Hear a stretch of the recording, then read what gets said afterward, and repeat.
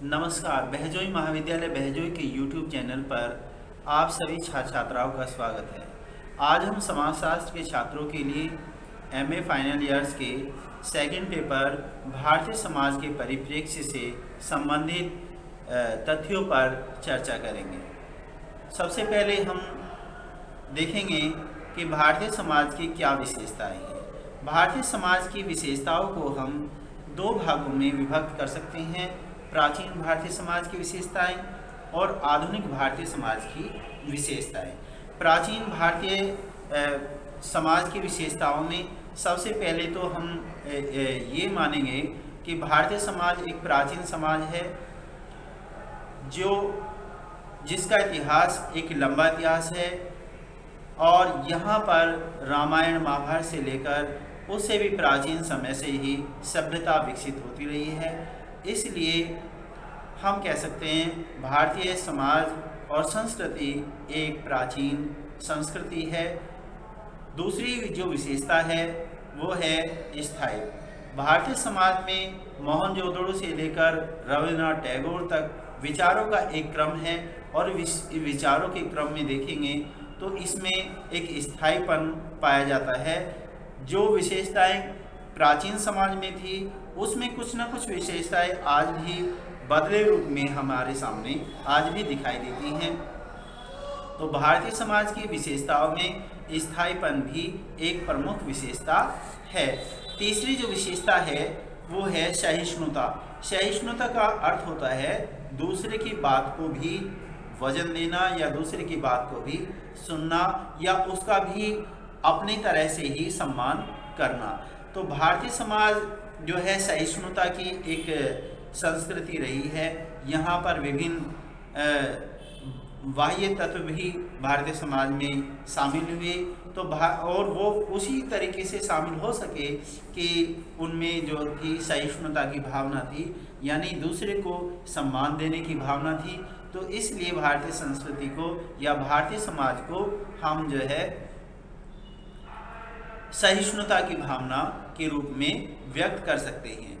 और आशावादी प्रकृति, भारतीय समाज जो है एक आशावादी प्रकृति वाला समाज है। अर्थात यहाँ पर चाहे वो कोई गरीब है चाहे कोई अमीर है, उसके अंदर एक आशा बनी रहती है कि आने वाले समय में उसके साथ जो है अच्छा उसको जो है माहौल मिलेगा या अच्छा उसका परिणाम होगा। कष्टों को सहन करके ही हम जो है अच्छी प्रवृत्ति में या अच्छी प्रवृत्ति में पहुंच सकते हैं। इसलिए भारतीय समाज की जो संस्कृति है वो एक आशावादी संस्कृति है। अनुकूल, अगली जो विशेषता है अनुकूलन की विशेषता, यानी यहाँ पर बाह्य संस्कृति के तत्व भी आए। उन सांस्कृतिक तत्वों को जो है भारतीय संस्कृति में समाहित हुए, इसलिए इसको अनुकूलता की संस्कृति भी कहा जाता है। अगली जो विशेषता है वो विशेषता कहेंगे कि धर्म की अवधारणा। भारतीय समाज में धर्म की अवधारणा, धर्म तो हालांकि सभी समाजों में होता है लेकिन भारतीय धर्म की कुछ अपनी मौलिक विशेषताएं हैं और वो मौलिक विशेषता ये हैं कि यहाँ पर धर्म को एक व्यापक अर्थ में समझा गया, व्यक्ति के कर्तव्यों से समझा गया, व्यक्ति के दायित्वों से समझा गया, व्यक्ति के कर्तव्य पालन से समझा गया। इसलिए भारतीय धर्म की जो विशेषता है वो संकीर्णतावादी या पूजा पद्धति वाली विशेषता न होकर एक व्यापक दृष्टिकोण वाली विशेषता भारतीय समाज में धर्म की अवधारणा मानी जाती है। अगली जो विशेषता है सामाजिक श्रेणीबद्धता।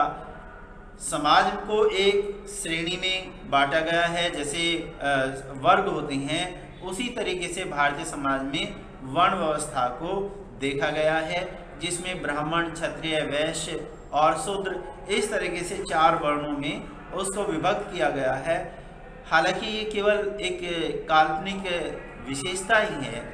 वास्तविक आधार में एक केवल एक फॉर्मेट है।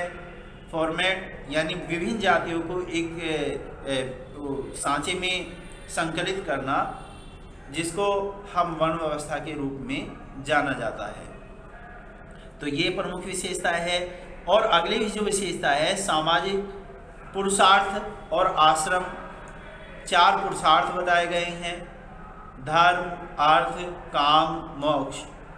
और मोक्ष जो है वो जीवन का अंतिम उद्देश्य भी है और लक्ष्य भी है कि हमारा, यदि हम धर्म के अनुसार अपना कार्य करें और धर्म के अनुसार अपने अर्थोपार्जन करें या पैसा कमाएं और समाज की स्वीकृति के अनुसार ही हम जो है या धर्म की अनुमति के अनुसार ही हम काम वृत्तियों को अपने जीवन के व्यवहार में समाहित करें, और इन तीनों चीज़ों को यदि हम कर लेंगे तो हमारा जो अंतिम लक्ष्य है, जो मोक्ष की प्राप्ति है, वो हमें उसको प्राप्त करने में हमारा मार्गदर्शन या हमें उसको प्राप्त करने में हमारा उद्देश्य उसमें पूर्ण होता है। उसी तरीके से कर्म की अवधारणा है कि जो व्यक्ति जैसा कर्म करेगा उसको वैसा फल प्राप्त होगा। तो ये कर्म की अवधारणा भारतीय समाज में मानी जाती रही है, प्राचीन समाज से भी और आधुनिक समाज में भी इस चीज़ को माना जाता रहा है। संस्कार हमारे, जब से आदमी का जन्म से पूर्व ही संस्कार होने शुरू हो जाते हैं और मृत्यु के बाद तक भी संस्कार रहते हैं। यानी जन्म से पहले ही संस्कार शुरू होते हैं और मृत्यु के बाद तक भी संस्कार रहते हैं। तो इनको हमारा पूरा जीवन एक संस्कारों के अधीन या संस्कारों के नियमानुसार उसको संचालित करने की एक प्रवृत्ति पाई जाती है। और हालांकि अंतिम संस्कार, मृत्यु की जो मृत्यु होती है उसको अंतिम संस्कार कहा जाता है, लेकिन ऐसा नहीं है, क्योंकि मृत्यु के बाद भी अनेक संस्कार बाद में भी करने होते हैं, चाहे वो उसकी अंत्येष्टि से संबंधित संस्कार है या फिर उसको जो है प्रतिवर्ष आने वाली जो संस्कार हैं उनको भी किया जाता है। इसलिए संस्कार जन्म से पहले पूर्व होकर मृत्यु के बाद तक भी चलते रहते हैं। हालांकि भारतीय समाज में 16 संस्कार प्रमुख माने गए हैं और मनुस्मृति में इनकी संख्या 13 बताई गई है। विभिन्न विद्वानों ने अनेक तरह से इनकी संख्या बताई है, लेकिन मुख्य रूप से 16 संस्कार भारतीय समाज में माने जाते हैं। दूसरी अगली जो विशेषता है वो है पितृसत्तात्मक समाज। भारतीय समाज पितृसत्तात्मक समाज है और पितृसत्तात्मक समाज होने के कारण यहाँ पर जो नाम या जो अधिकार और दायित्व से संबंधित जो कार्य होते हैं वो कार्यों में पुरुष ही सर्वाधिक भूमिका निभाता है और उसी को परिवार का मुखिया कहा जाता है। तो इसमें महिलाओं की स्थिति मुखिया स्तर की नहीं मानी जाती है, इसलिए भारतीय समाज एक पितृसत्तात्मक समाज है। दूसरा जो एक महत्वपूर्ण जो हमारा विशेषता है वो पुनर्जन्म की विशेषता पाई जाती है। भारतीय समाज में ये माना जाता है कि आदमी मृत्यु के बाद भी दोबारा जन्म लेता है, जिसको हम पुनर्जन्म कहते हैं। और ये माना जाता है कि आदमी जो भी जैसे भी कार्य करता है उसको उसके परिणाम के अनुसार दोबारा उसका जन्म उसी योनि में या उसी अनुरूप उसका जन्म होता है। तो ये भारतीय समाज की एक महत्वपूर्ण विशेषता है। अगली जो विशेषता है ग्रामीण समाज की है। भारतीय समाज एक ग्रामीण समाज है और ग्रामीण समाज होने के कारण जो है यहाँ की जो अर्थव्यवस्था है वो कृषि पर आधारित होती है, कृषि और पशुपालन पर आधारित होती है। तो ये विशेषताएं और पौराणिक गाथाओं से संबंधित भारतीय समाज एक प्राचीन समाज है और स्थायित्व के गुण पाए जाते हैं और इस समाज में पौराणिक गाथाएं पाई जाती हैं। हालांकि उन गाथाओं के बारे में निर्धारित या सटीक रूप से कुछ कहना संभव नहीं होता है, चाहे वो रामायण की कथाएं हैं, चाहे रामायण की कथाएं हैं, चाहे महाभारत की कथाएं हैं। तो पौराणिक कथाओं में भारतीय समाज से संबंधित अनेक वैदिक सिद्धांतों का, सामाजिक सिद्धांतों का निरूपण मिलता है तो भारतीय समाज की जो विशेषताओं में पौराणिक गाथाएं पाई जाती हैं। अब हम देखते हैं कि जो समकालीन भारतीय समाज की जो विशेषताएं हैं उनके बारे में हम थोड़ा सा चर्चा कर लें। समकालीन भारतीय समाज में जो प्राचीन समाज की जो विशेषताएं हैं वो तो हैं ही, लेकिन अब नवीन प्रवृत्तियां भी समाज में आ रही हैं और उन नवीन प्रवृत्तियों में लौकिकरण की अवधारणा। लौकिकरण का तात्पर्य होता है कि जिन चीज़ों को पहले धर्म के रूप में माना जाता था अब उनको तर्क के रूप में माना जाने लगा है। जैसे आप उदाहरण के लिए कि सिंदूर को जो है, सिंदूर माथे में सिंदूर लगाना जो है एक धार्मिक चीज़ मानी जाती है, लेकिन आधुनिक समय में इसको केवल एक रस्मी तौर पर इसको निभाया जाता है और इसलिए अब कि सिंदूर ना लगाने से कोई अहित होगा, कोई अशुभ होगा, ऐसा अब लोग नहीं सोचते। अब उनके अंदर तार्किकता आ रही है। जैसे एक उदाहरण के लिए, एक दूसरा उदाहरण के लिए हम देखें तो पहले पति को परमेश्वर माना जाता रहा, लेकिन आधुनिक समय में पति को परमेश्वर मानने की प्रवृत्ति में अब जो है लौकिकरण की अवधारणा निहित हो गई है। आज जो है पति को परमेश्वर ना मानकर वह भी एक व्यक्ति ही है। तो इस तरीके से आधुनिक समाज में ये प्रवृत्तियाँ आ रही हैं। ये भी भारतीय समाज की एक प्रमुख विशेषता, समकालीन भारतीय समाज की एक विशेषता मानी जाती है। अगली जो विशेषता है समकालीन भारतीय समाज की वो है धर्मनिरपेक्षीकरण। धर्मनिरपेक्षीकरण का जो अर्थ लिया जाता है कि जो राजनीति है वो धर्म से विरत रहेगी, यानी वो धार्मिक मामलों में हस्तक्षेप नहीं करेगी। वो व्यक्तियों को स्वतंत्रता प्रदान करेगी कि वो अपने धर्म के अनुसार अपने आचरण कर सकती हैं। यदि वो लोकहित में कोई नुकसान नहीं पहुंचा रही हैं तो सरकार उन पर कोई भी प्रतिबंध नहीं लगाएगी। यदि वो लोकहित को नुकसान पहुंचा रहे हैं, स्वास्थ्य को नुकसान पहुंचा रहे हैं या वैज्ञानिकता की हानि कर रहे हैं तो ऐसी चीज़ों पर सरकार नियंत्रण कर सकती है। तो स्वास्थ्य और जन भावनाओं के अनुसार जो ये इस समय जो धर्मनिरपेक्षीकरण की अवधारणा बड़ी ही बलवती है, यानी सभी धर्मों को समान अवसर देना, उनके नागरिकों को उनके आचरण करने की स्वतंत्रता प्रदान करना, ये भारतीय समाज की वर्तमान समाज की एक बहुत ही महत्वपूर्ण विशेषता है। और इसके साथ ही समानता, स्वतंत्रता, बंधुत्व की जो भावना आधुनिक समाज में पनप रही है।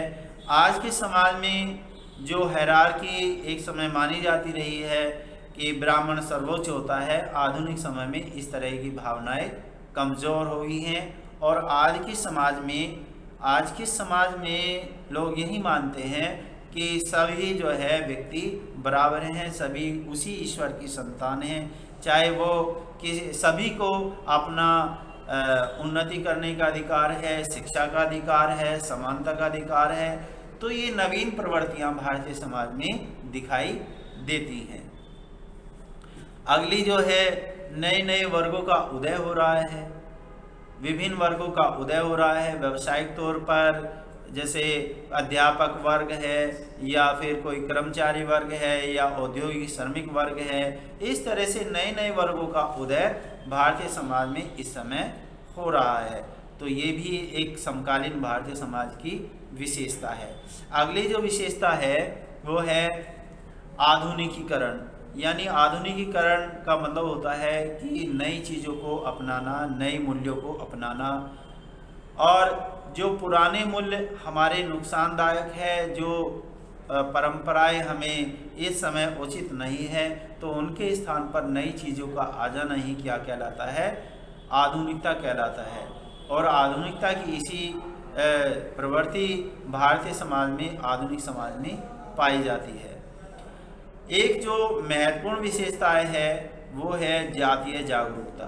भारतीय समाज में बहुत सारी जातियां हैं और बहुत सारी जातियों में आधुनिक समय में विभिन्न तरह की जागरूकता पाई जाती है। उनके अंदर सामाजिक तौर पर, राजनीतिक तौर पर जो है समाज के संसाधनों पर ये प्रवृत्ति पाई जाती है कि उनकी जाति का भी पहचान हो, उनकी जाति का भी राजनीति में नाम हो या सामाजिकता में उनकी प्रतिष्ठा हो।